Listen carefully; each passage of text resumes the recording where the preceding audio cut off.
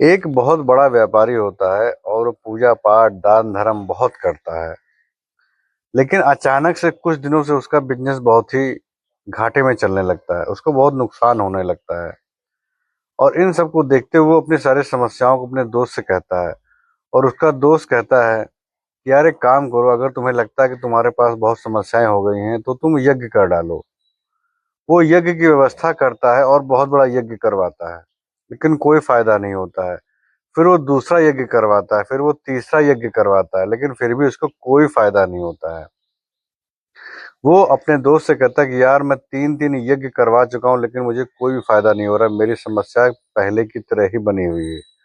उसका दोस्त कहता है कि दूर की पहाड़ी पे एक बाबा जी हैं, एक संत महात्मा है, तुम उनके पास चले जाओ। वो लोगों के यज्ञों को खरीदते हैं, लोगों के अच्छे कर्मों को खरीदते हैं, और उसके बदले वो उनकी सारी समस्याओं का समाधान कर देते हैं। वो इंसान तैयारी करता है और अपने परिवार के साथ उस यज्ञ पे उस महात्मा के पास जाने के लिए निकल पड़ता है। धीरे धीरे जाते जाते रास्ते में वो थकान लगती है, परिवार के साथ रहता, अपनी पत्नी के साथ रहता है। रास्ते में वो उसकी पत्नी कुछ खाना बनाए होती है खाने के लिए, और चार रोटियां होती हैं दोनों के पास। और वो दोनों बैठ के एक जगह जब थक जाते हैं तो एक पेड़ के नीचे बैठते हैं, और जब अपनी रोटी निकालते हैं खाने के लिए तो देखते हैं कि वहां पे एक कुत्ता आ जाता है। वो कुत्ता बहुत ही सूखा होता है, बहुत ही कमजोर होता है, बहुत ही दुबला पतला होता है, और उस इंसान और उसकी पत्नी को बहुत ही आशा भरी निगाहों से देख रहा होता है कि शायद वो भी उन्हें कुछ खाने के लिए दे दें। वो इंसान अपनी दोनों रोटियों को उस कुत्ते को दे देता है, और वो कुत्ता खाना खा लेता है और वहां से चला जाता है। फिर जैसे ही उसकी पत्नी अपनी दो रोटी निकालती है और अपने पति से कहती है, एक रोटी आप खा लीजिए, एक रोटी मैं खा लेती हूँ। जैसे ही वो दोनों रोटी खाने वाले होते हैं, तभी वहां पे एक गाय आ जाती है, दूबली पतली, जो काफी दिनों से कमजोर होती है और काफी भूखी होती है। गाय को देखकर वो दोनों व्यक्ति पति पत्नी जो होते हैं, वो दोनों रोटी उस गाय को खिला देते हैं, और भूखों फिर महात्मा से मिलने के लिए निकल जाते हैं।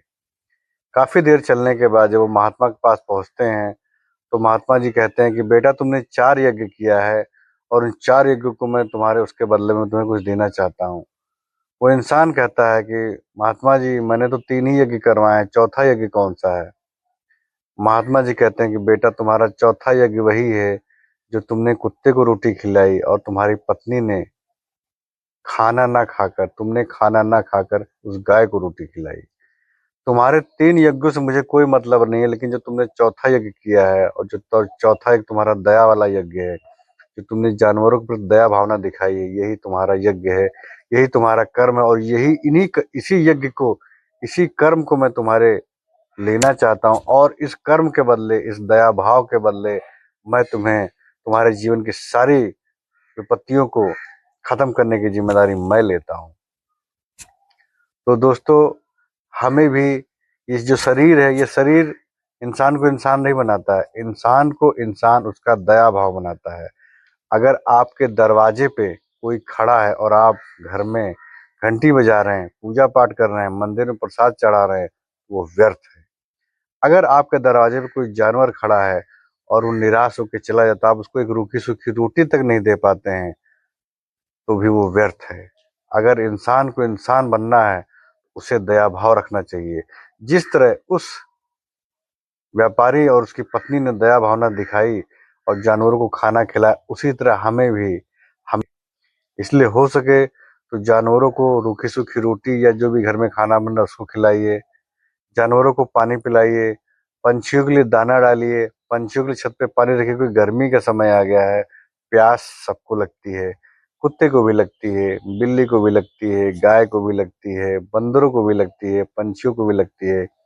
तो इंसान अगर आपको बनना है तो आपके अंदर दया भावना होनी चाहिए।